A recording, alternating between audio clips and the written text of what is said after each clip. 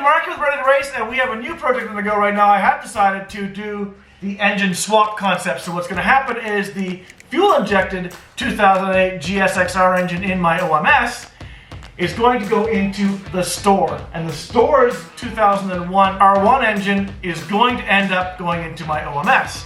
So the OMS will be sold with two engines, including the Loinings engine, which is actually the same kind of performance level as the Gixxer engine. My understanding is it's actually closer to about 185 horsepower in that Loinings versus the 150 that would be in this, or 160 give or take. Removing that engine is going to be fairly easy. I will also be taking all of the electrical and the dash and so on, and I will also transplant all of that into the OMS. And when I take everything out of the OMS, it'll all be transplanted into here. Now to remove the suspension arms. So that's going to be a little bit challenging. I think I'm going to put something underneath the wheels to support them, and that should be sufficient.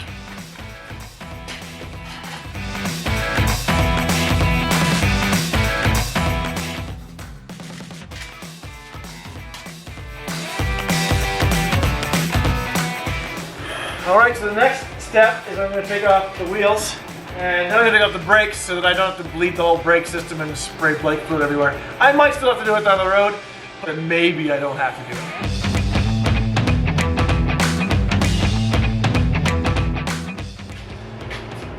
One side off. Time for the left side now.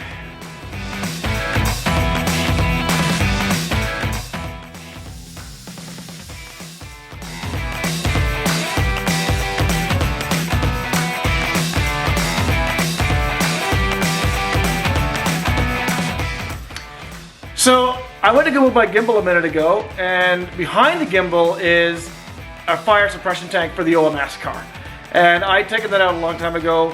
It was very old, and for autocross you don't need it. So I was like, just get rid of that thing, it's more weight, just get rid of it. So I put it back there, and when I looked behind the gimbal there was fluid underneath it, so I was like, that's weird.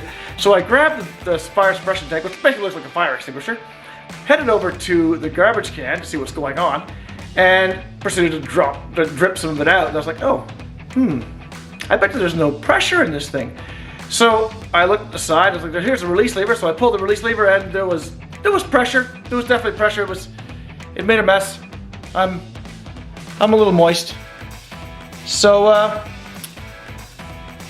gonna go change my clothes and get back at it.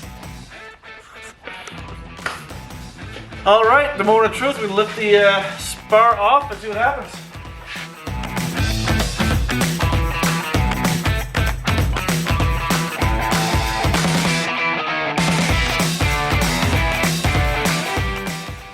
Whew. That's done. Now to remove the engine. It shouldn't be too hard.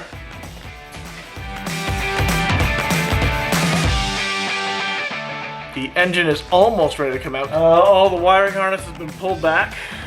So we've got all these wires done. I have labeled all of them, and they'll all be ready to go for the next setup.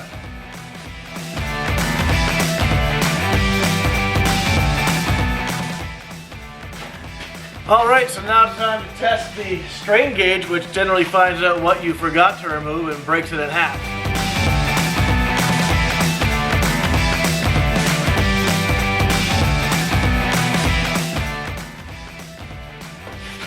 Voila! Didn't break a thing! I don't think I've ever done that. There you have it. Have a great night. Don't forget to like and subscribe, and we will talk to you soon.